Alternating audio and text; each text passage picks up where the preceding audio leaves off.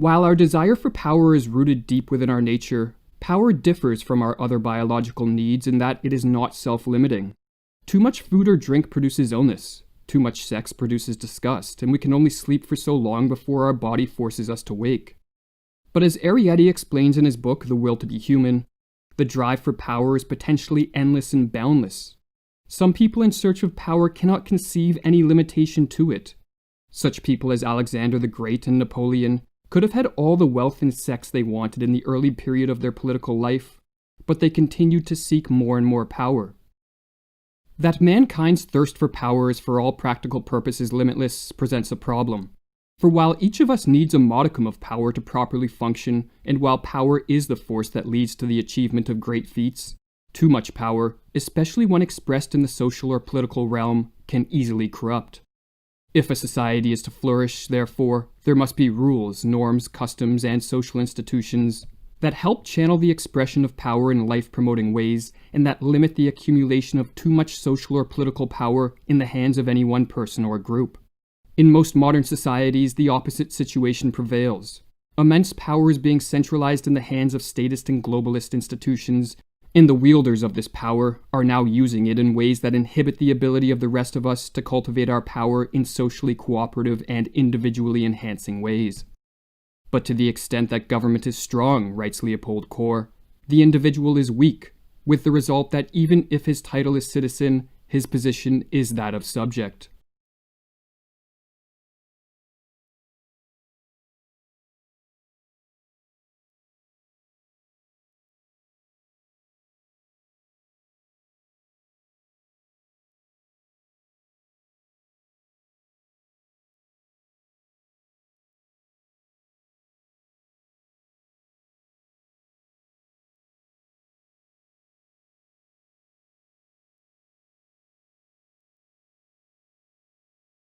As a population, we have been divided into two classes. There are the ruling elites who believe that they should have the power to control the world, while the rest of us are being conditioned to believe that we shouldn't even have the power to control our own lives.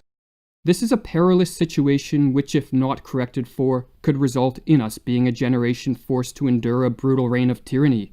For as George Orwell wrote, "We know that no one ever seizes power with the intention of relinquishing it." So what is the solution to this challenge we face? Some claim that love will save the world, but tyrants are not moved by such feelings. Others claim that the truth will set us free, but as Nietzsche recognized, truth alone is never enough. Truth in itself is no power at all. Truth must either attract power to its side, or else side with power, for otherwise it will perish again and again. This has already been sufficiently demonstrated, and more than sufficiently. In the end, only power thwarts power, or as Frederick Douglass wrote, "Power concedes nothing without a demand. It never did, and it never will." If a society is to escape the grip of tyrants, power must be brought to the side of freedom. But the type of power needed to accomplish this feat is not the same as the power that backs tyrants. As more people cultivating the ability to dominate, manipulate, and coerce others will only lead to one group of tyrants being replaced by another. Tyrants are defeated by more people cultivating their personal power, and then using this power to live in a free manner and to resist the chains of tyranny. How is this life-promoting power cultivated? Through the process of self-realization, which, according to Jung, represents the strongest and most ineluctable urge in every being, and which is a law of nature and thus of invincible power. To self-realize is to actualize our potentials, to cultivate our skills, to adapt to the outer world, and to bring harmony to our inner world. Every individual, writes Jung, needs revolution, inner division, overthrow of the existing order, and renewal, but not by forcing them upon his neighbors under the hypocritical cloak of the sense of social responsibility, or any of the other beautiful euphemisms for unconscious urges to personal power. Individual self-reflection, return of the individual to the ground of human nature, to his own deepest being with its individual and social destiny. Here is the beginning of a cure for that blindness which reigns at the present hour. Many people spur the call to self-realize as they question how personal development can help change a world descending into chaos. But such a perspective overlooks the fact that if tyrants are to thrive, the masses must be weak, as tyrants, and those who benefit from their rule, are always but a sliver of the population, and so lack the personal resources to exert widespread control over a population of strong men and women. If, therefore, enough of us cultivate our personal power through self-realization and in the process become more effective in all realms of life, the weakness on which the tyrants prey will be replaced by the self-reliance upon which the power of tyrants dissolves. Each of us who reclaims the power to control our own life is one less person tacitly supporting tyranny. And when enough of us take this step, a peaceful transition to a freer world becomes possible. For as Etienne de la Boétie noted nearly 400 years ago, tyrants can be dethroned without any use of force, and without the need for prolonged strife, so long as enough people desire freedom and have the strength and inner fortitude to practice non-compliance and civil disobedience, and to resist commands that are immoral and contrary to the functioning of a free and prosperous society. From all these indignities, such as the very beasts of the field would not endure, you can deliver yourselves if you try, not by taking action, but merely by willing to be free. Resolve to serve no more, and you are at once freed.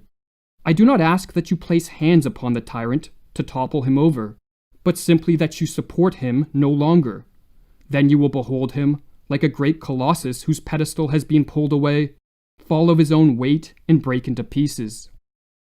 Some may think that time is still on our side, and that if things get really bad, enough people will then take the appropriate stand on the side of freedom. But to take this passive approach is to flirt with danger. For one of the most important lessons of the 20th century is that when totalitarianism is unleashed on a population, it proves very difficult to internally dislodge. Unless we are vigilant in protecting our freedoms, they will be taken from us, for as Voltaire noted, so long as the people do not care to exercise their freedom, those who wish to tyrannize will do so.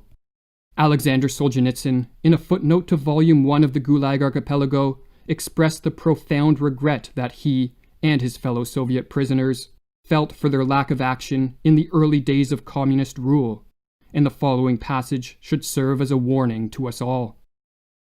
If we didn't love freedom enough, and even more, we had no awareness of the real situation. We spent ourselves in one unrestrained outburst in 1917, and then we hurried to submit. We submitted with pleasure. We purely and simply deserved everything that happened afterward.